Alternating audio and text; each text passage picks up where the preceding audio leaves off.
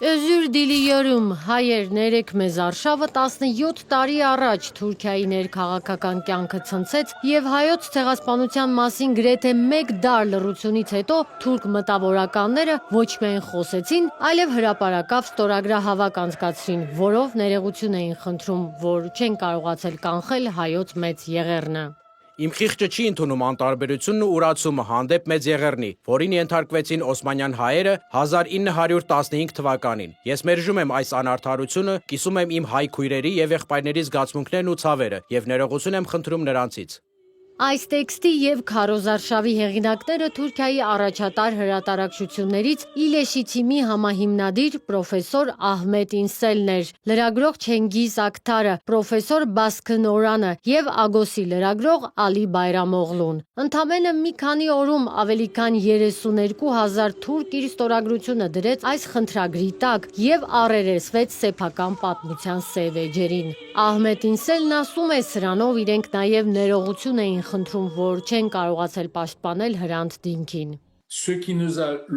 Ամենից շատ մեզ մոտիվացրել էր դրանից 1 տարի առաջ մեր ընկերոջ Հրանտ Դինքի սպանությունը։ Մեզ համար դա իր տեսակով յուրատեսակ պարտք էր Հրանտի հիշատակի առջև, որ շարունակեինք Հրանտի սկսած գործը, որով նա զբաղվում էր 10-ամյակից ավելի։ Նպատակն էր նախ բարձրաձայնել հայոց ցեղասպանության հարցի մասին, բայց միևնույն ժամանակ երկխոսություն ստեղծել, որպեսզի ցեղասպանության ճանաչումը տեղի ունենա գիտակցման, այլ ոչ թե պարզապես փաստի արձանագրման միջոցով։ Իսկ մինչ այդ 90-ականներից երիտասարդ պատմաբաններն արդեն սկսել էին վերլուծել հայերի ջարդերը, ավելի ու ավելի հաճախ օգտագործելով ցեղասպանություն հասկացությունը, եւ դա միայն 1915-ը չէր, խոսվում էր նաեւ 1955-ի ջարդերի մասին, որոնցով գնացին հույները, հայերը, հրեաները։ Այսինքն մենք գտնվում էինք մի ժամանակաշրջանում, երբ առերեսվում էինք Թուրքիայի Հանրապետության վերջին 100 տարվա պատմության հետ, ոչ միայն հայերի ցեղասպանության, այլև փոքրամասնությունների կամ ձախակողմյանների դեմ կիրառված բազմաթիվ բռնությունների փաստերին, հատկապես 1980-ի հեղաշրջումից հետո։ İnselը քեմալական եւ մուսուլմանական ընտանիքից է, հասակ է առել Ստամբուլի Կուրտուլուշ բազմազգ թաղամասում, հայերի հետ կողք կողքի։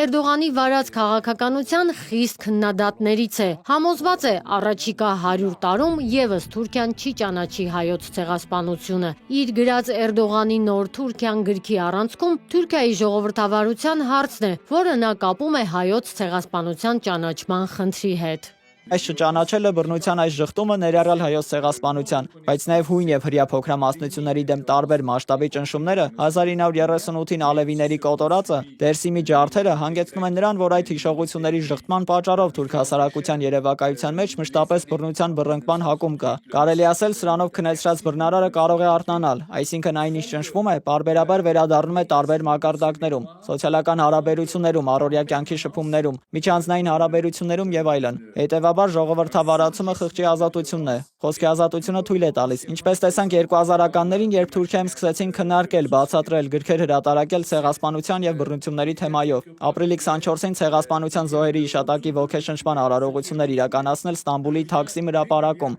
մարդկանց իրազեկել, քննարկել եւ գիտակցել տեղի ունեցածը։ Սա մեր ունեցած միակ զենքն է։ Ժողովրդավարության եւ հայոց ցեղասպանության ճանաչման միջև կապը հենց սա է։ Սորբոնի համալսարանի նախկին պրոռեկտորն ու Ստամբուլի Գալաթասարայի համալսարանի պրոֆեսորը կասկածում է, որ առաջիկայում հայ-թուրքական սահմանը կբացվի։ Կարծում է, այս հարցում Ադրբեջանն է ճնշում գործադրում Թուրքիայի վրա։ Ու թեև պաշտոնական Երևանն ու Բաքուն կարծես խաղաղության պայմանագիրը ստորագրելու ճանապարհին են, բայց Ադրբեջանը դեռևս այլ պահանջների խաղաքարտեր ունի։ Թուրքիան չի գնա հարաբերությունների կարգավորման, եթե Ադրբեջանն իր համաձայնությունը չտա։ Մի հանգամանք կա, որի վրա հարկավոր է ուշադրություն դարձնել։ Ադրբեջանը Թուրքիայի վրա մեծ ազդեցություն ունի իր նավթով, եւ ներկայիս իրավիճակում, երբ Թուրքիան հարկադրված է Իրանից գազ չգնել, Ռուսաստանից նավթ չգնել, Ադրբեջանը այս տեսակետից ուժեղ է։ Էրդողանը պրագմատիկ է արտաքին քաղաքականության մեջ, թեև դեսպոտ է իր երկրի ներսում, պրագմատիկ, որը կարող է երկու իրարամերժ բան անել՝ մեղադրել Իսրայելին, բայց շարունակել առևտուր անել։ Այս առումով գուցե Թուրքիան Հայաստանի համար մի պատուհան բացի, եթե Հայաստանի եւ Ադրբեջանի միջև խաղաղություն հաստատվի։ Թուրքիան շահագրգռված է եւ կարող է դրդել Հայաստանին եւ Ադրբեջանին բացել Զանգեզուրի միջանցքը, որ Նախիջևանն ուղիղ կապ ունենա Ադրբեջանի հետ։ Երեք երկրների միջև եղած դիվանագիտական վերջին թարմացումներին մանրամասն չեմ տիրապետում, որ ավելին ասեմ այս մասով։ Մի բան հստակ է, Ահմետ İnselը շեշտում է 2000-ականների սկզբին իրենց նվաճած դիրքերից նահանջել է Թուրքիայի հայամետ հասարակությունը, այլևս չեն կարողանում հրապարակային միջոցառումներ կազմակերպել, հանրահավաք իրականացնել Թաքսիմ հրապարակում, ինչպես դա արել են 2008-ից 2016 թվականներին։ Հասմիկ Առաքելյան, Reopen Media։